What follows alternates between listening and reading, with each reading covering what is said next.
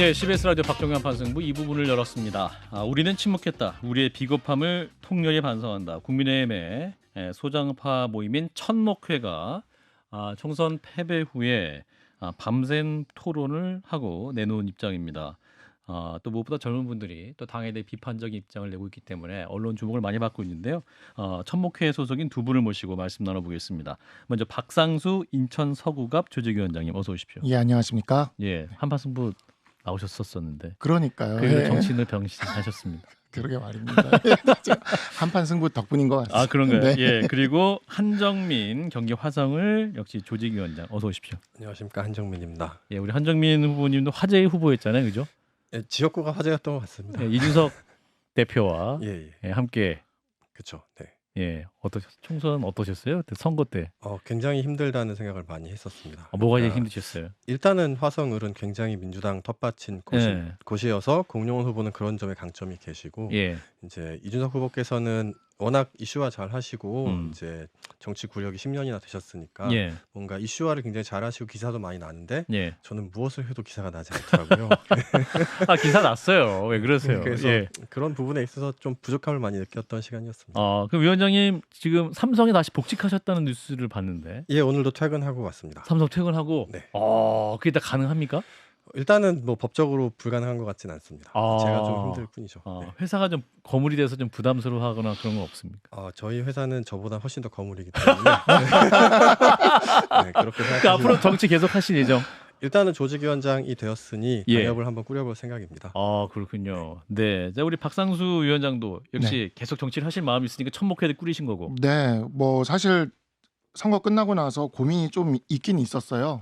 그랬는데 예. 이 동지들 만나면서 사실 좀 더 이제 힘을 받으면서 예. 해야겠다라는 생각을 했죠. 사실 우리 천목회는 다 대부분이 3040들인데 3040. 예. 한창 돈 벌고 결혼하고 애 낳고 뭐 살아야 돼요. 지금 살아야 되는 그죠, 사람들이라. 그죠. 예. 그래서 사실 정치를 한다라는 게 그렇게 쉬운 일이 아닌데 예. 어찌 생각해 보면 우리 되게 재밌는 게 모임하면은 뭐 애 유치원 데려다 줘야 돼서 늦고 막 이러거든요. 아하. 그래가지고 예. 되게 또 지금 막 퇴근해서 와야 돼서 막 이러니까 예. 이런 생활을 하면서 정치를 하는 모습을 이렇게 보여주면서 우리가 뭉쳐서 활동해도 이것도 꽤 재밌고 신선하겠다 싶어서 같이 버틸 때까지 한번 버텨보려고 합니다. 그렇군요. 예. 처음 천목회가 몇 분으로 시작했던 거예요? 한 네 분이었다가. 그러니까 처음에 제가 그 페북에 그날 4월 11일 날 글 올린 걸 보고 예. 이상규 위원장이 전화가 왔어요. 가만히 있으면 안 된다. 아니요, 그냥 그게 아니라 네. 글이 너무 내 마음 같아서 우리 같이 밥 한번 먹자. 밥 한번 먹자. 예, 밥 한번 먹자 해가지고 이제 4명이서 이제 처음에는 단톡방을 만들었는데 예. 밥 먹을 날짜를 다음 주 수요일로 정해놓고는 그럼 우리 비슷한 생각 가진 사람들 아는 사람들 초대하자. 그래서 이제 한정민 위원장도 이상규 위원장이 초대를 했는데 되게 재밌는 게 두 분이 그 서로 선거 기간 때 서로 후원했더라고요. 제가 그래서 그게 뭐냐 그랬어요. 후원을 서로 셀프 셀프로 후원을 해가지고 품앗이 하듯이 그래가지고 내가 누가 더 많이 했냐 그래서 정말 그렇군요. 그렇게 모였습니다. 그렇군요. 처음에는 한 소수 시작했다가 두 자릿수 넘었어요 지금. 네, 지금은 이제 23명. 23분. 네, 23명이고 저희 계속 원내 하는데 저희 원내 3명이고 기분 나쁘시죠? 어제 원내 3분이 다 원내 부대표가 되셨어요. 3분 다. 그래서 제가 지난번에 시선 집중 나갔을 때 우리 이제 개혁신당급 규모는 된다.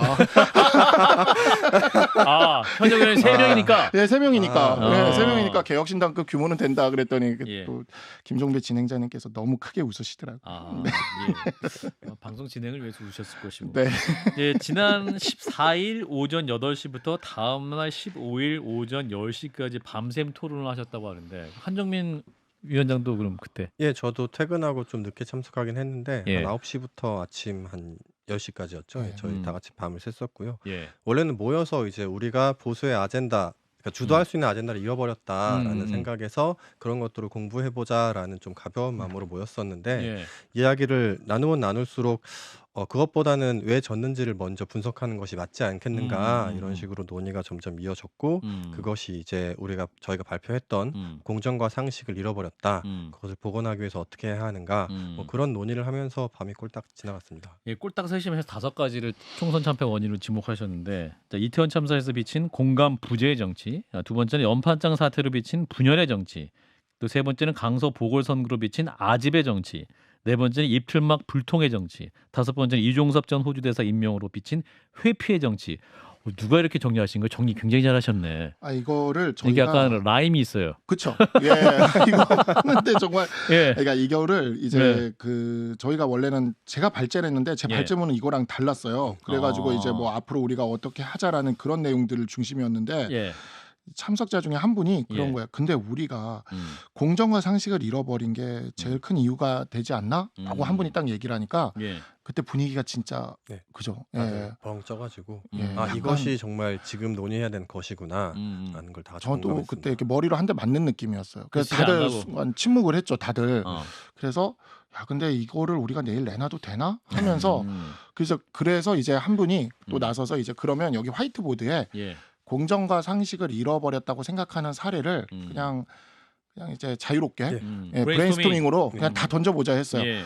화이트보드 꽉 채웠잖아요, 우리 그때. 부족해가지고 나중에 합치고 막 그랬어요. 합치고 막 이렇게 막 하고 그래서 이걸 꽉 채웠는데 그러면 이제 이거를 우리가 하나하나를 얘기를 해볼 거를 하나씩 다 얘기를 해보자 하니까 그게 한 새벽 3시까지 했죠.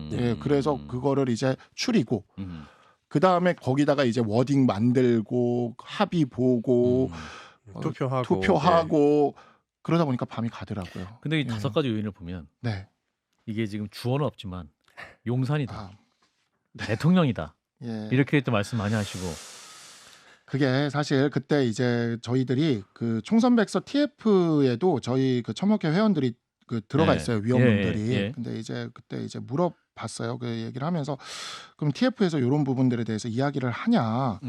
근데 이제 그렇지가 않다. 총선백서 TF에서 조정은 그러니까 이렇게 3개월 정도로 이렇게 좀 얘기를 많이 하고 있다. 그래서 그러면 우리가 먼저 한번 좀 왜냐면 우리는 이제 뛰면서 유권자들이 3개월이 아니라 2년을 가지고 평가한다라는 느낌을 받았거든요. 그래서 그 부분을 유권자들께서 2년에 대한 이야기를 하신다. 그래서 그러면 우리가 한번 먼저 얘기를 해보자. 그리고 우리가 먼저 선명하게 얘기를 하면 백서 TF에서도 하지 않겠느냐.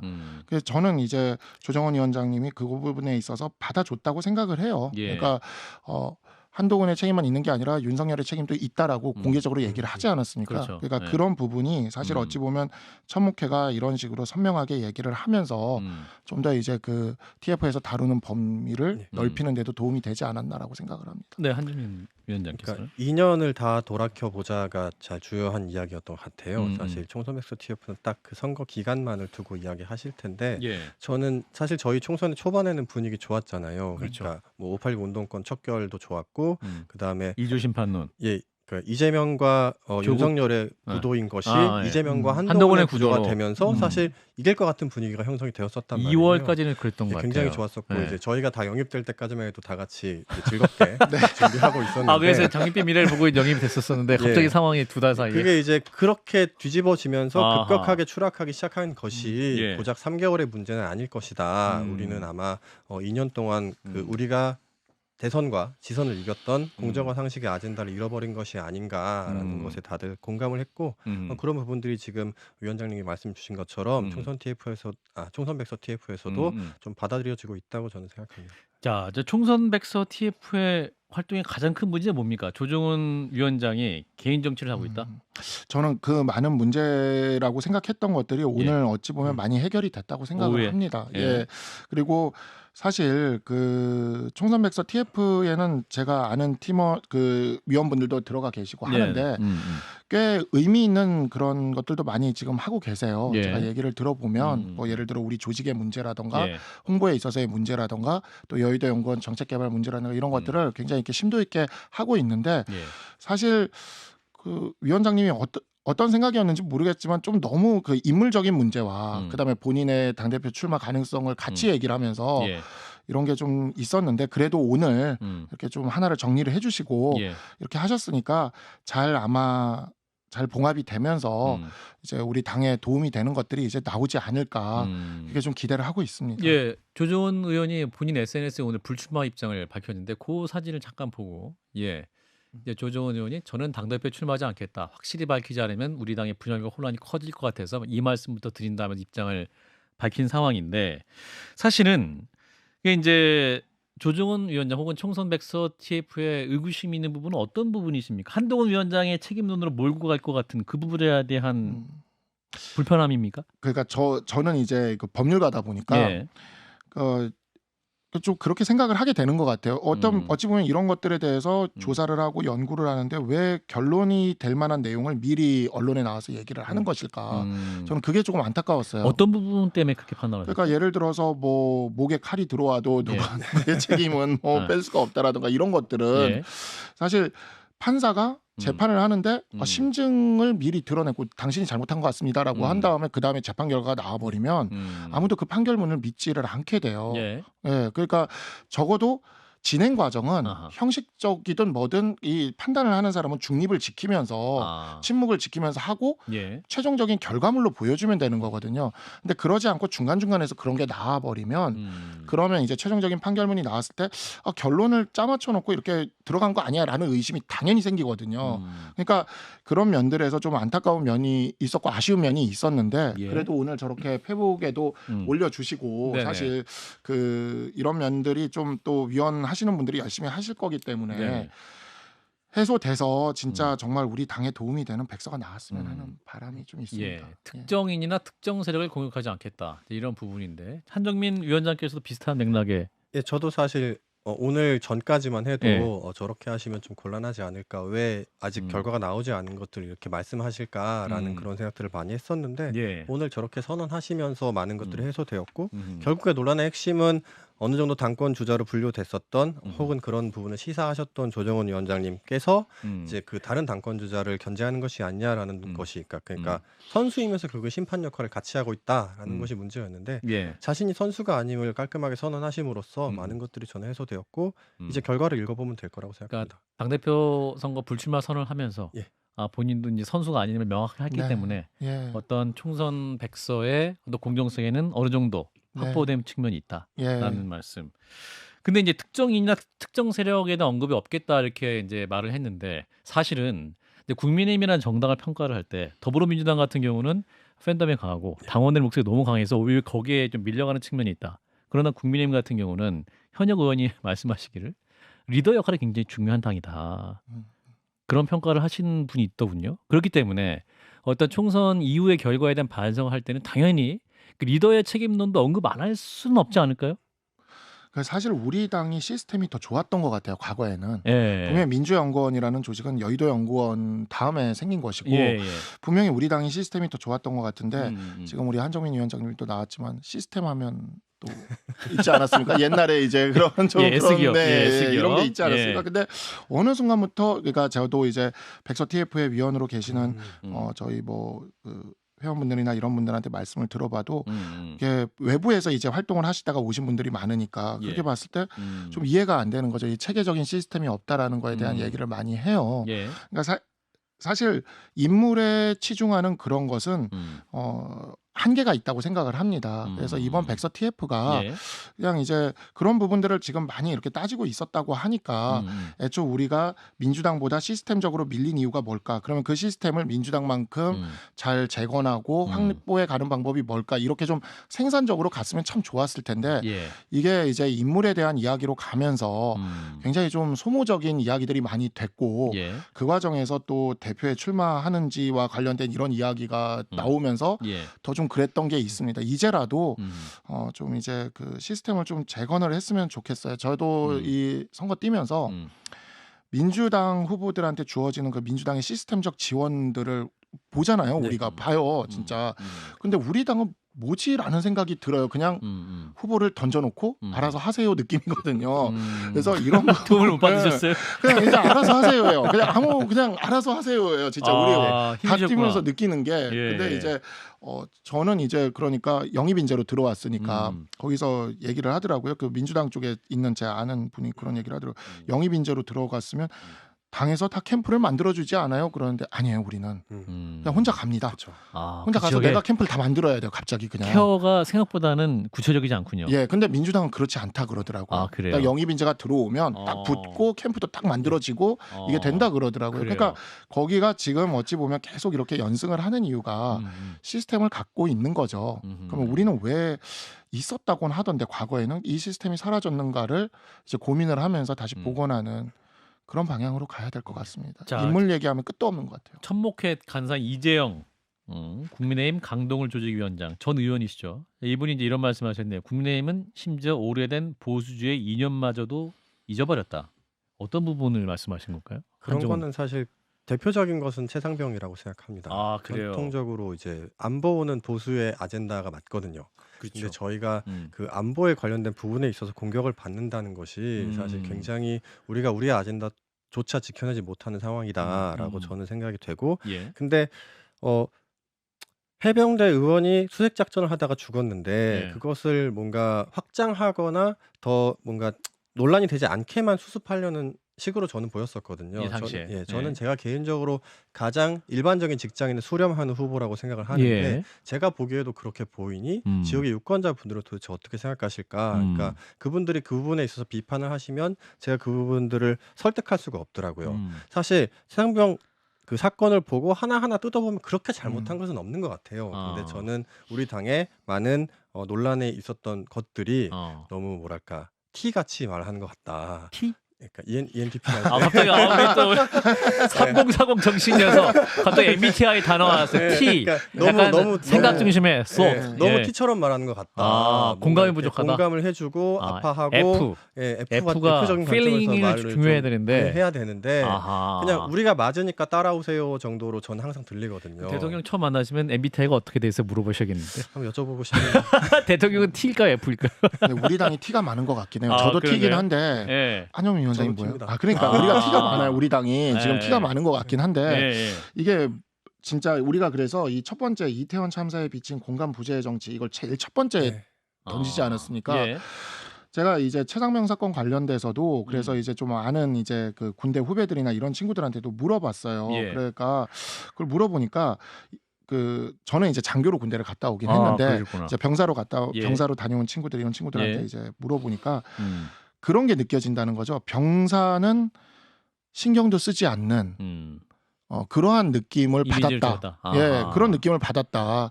근데 그러면 안 되거든요. 진짜 우리는 보수잖아요. 라이언 일병 구하는 거 아니에요. 그렇죠. 가서. 그 보수가 그걸 잃으면 진짜 다 잃는 거나 마찬가지거든요. 그리고 제가 생각하는 게 국민들에게는 세 개의 영린이 있어요. 부동산, 입시, 군대.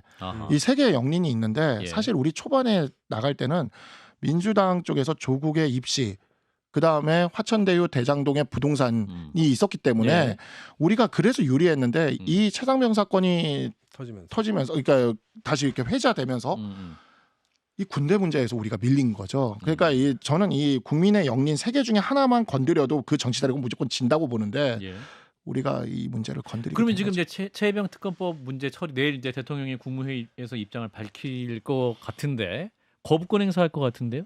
그러니까 저는 이제 전 법률가적 입장에서 이건 좀 말씀드리고 싶은 게 저는 이 공수처가 사실 이 문제를 빨리 수사를 했으면 돼요. 공수처 민주당이 만들었거든요.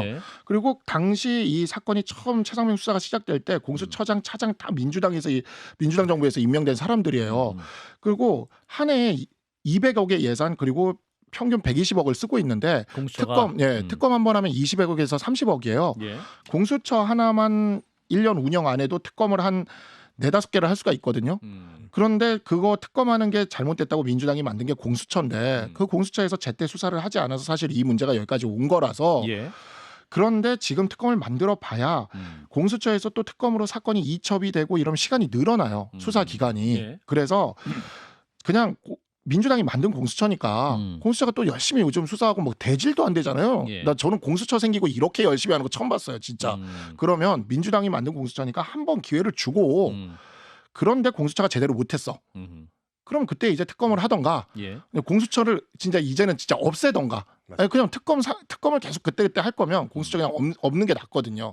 그래서 저는 참 이게 공수처가 좀 안타깝기도 한 게 민주당이 공수처를 만든 창조주인데 이 창조주한테 버림받은 게 아닌가. 예. 그래서 이제 아까 안정민 위원장도 말씀하시기를 이 최혜병 문제가 그렇게 막 어떤 치명적인 문제는 없었던 것으로 보인다 하기 때문에 오히려 더 과감하게 그냥 특검 받아버려가지고 정면 돌파하면 안 됩니까? 근데 아까 말씀하셨다시피 특검을 받으면 수사 결과가 더 늦어질 뿐이거든요. 저는 사실 민주당이 정말로 그러니까 수사가 잘 되길 원해서 특검을 말한다고 생각하지 않는 편이에요. 그런가요? 그냥 오히려 이 이슈를 계속 끌고 가고 그렇게 계속 하려고 계속 특검을 발휘하는 것 같아요. 사실 검사가 미워서 검사를 믿지 못해서 만든 것이 공수처인데 특별 검사도 검사거든요. 특별 검사는 이제 박상수 위원장님께서 말씀해주신 거지만 검사를 관둔 변호사가 하는 것이 특별 검사입니다. 근데 결국에는 검사 출신의 변호사가 특별 검사를 하는 것인데 그러면 검사로 재직할 때는 그 사람을 믿을 수가 없고 은퇴해서 변호사가 된 다음에 특별 검사가 되면 믿을 수 있겠느냐. 그게 굉장히 이상하다고 생각하는 것이고 결국에는 그것은 특별 검사를 통해서 내가 수사하는 사람을 고르겠다는 얘기예요. 그러니까 되게 이상한 일이라고 저는 생각하고 정치 공세다. 예. 그래서 저는 일단 공수처의 수사 결과를 지켜보는 것이 맞는 것 같습니다. 두 분 모두 공수처 수사로 입장이 모아졌고 한 4분 남았어요. 한동훈 위원장 당권 도전을 두고 일각에서는 이제 패장에 왜 등판하냐라는 시각이 있고 무슨 소리냐. 지금 국민적으로 가장 굳건한 지지를 갖고 있는 후보, 믿을 수 있는 카드는 한동훈밖에 없다. 두 가지 생각이 공존합니다. 위원장님 생각. 먼저 박상수 위원장. 저는 이제 그러니까 이 한동훈 위원장이 굉장히 이 선거가 끝나고 굉장히 공격을 받았잖아요. 예. 한동훈 위원장이 그 비대위원장으로서 선거를 했기 때문에 패배의 책임에 대해서 아예 없다고 얘기하는 사람은 없었을 거예요.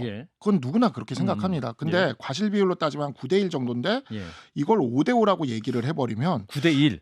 그러니까 예를 들어 예를 들면 그러니까 5대5라고 얘기를 하면 그러면은 1이라고 생각하는 사람들 입장에선 그렇게 얘기하는 게 억울하고 탄압이라 생각하거든요.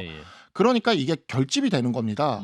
그 억울하고 생각하는 사람들이. 한동훈 위원장이 억울하다는 그렇게 생각하는 사람. 그 지지세가 지금 올라가는 거고 그 지지세가 한동훈 위원장을 불러내는 상황이 오고 있거든요. 그러니까 만약에 그냥 9대1이라고 했다고 쳐도 이건 그냥 예를 드는 건데 9대1이라고 했다고 쳐도 1도 없었다라고 만약에 했다면 또 반대 분위기로 갔을 거예요. 그러니까 지금은 그러니까 소위 말하는 까가 빠를 만드는 이런 상황이 돼버렸고 그래서 지금은 이렇게 불러 일으켜지는 이런 상황이 됐기 때문에 좀 지켜봐야 된다라고 생각을 하고 있습니다. 그럼 먼저 긍정적인 측면도 있다라는 거 보시는 거죠? 그러니까 아마 계속 이렇게 높은 지지율이 이렇게 유지가 된다면 그 부분에 있어서 부응하지 않으면 또 그것은 정치인으로서 또 그것을 부응하지 않는다고 또 비판을 받을 수가 있거든요. 그렇군요.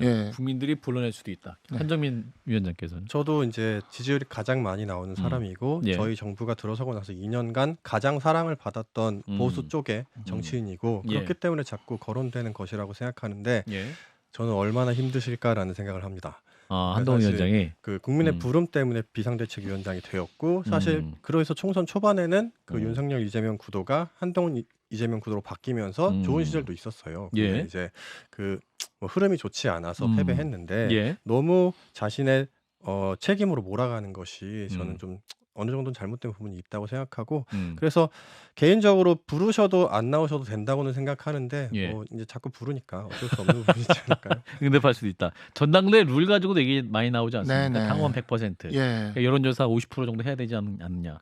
위원장 어떤 얘기이세요? 저희는 거기 그 부분에 있어서 전당대 룰 바꿔야 된다. 5대5 해야 된다라고 황우영 위원장님 만나서 전달도 드렸고 황우영 위원장님도 이거 안 바꾸면 국민들이랑 당원들이 납득하겠냐라고 얼마 전에 인터뷰 하셨더라고요. 이 부분은 바뀔 거라고 생각합니다. 한정민 저는 한동훈 위원장이 만약에 나오셔도 전당대 룰 개정은 필요하다고 생각해요.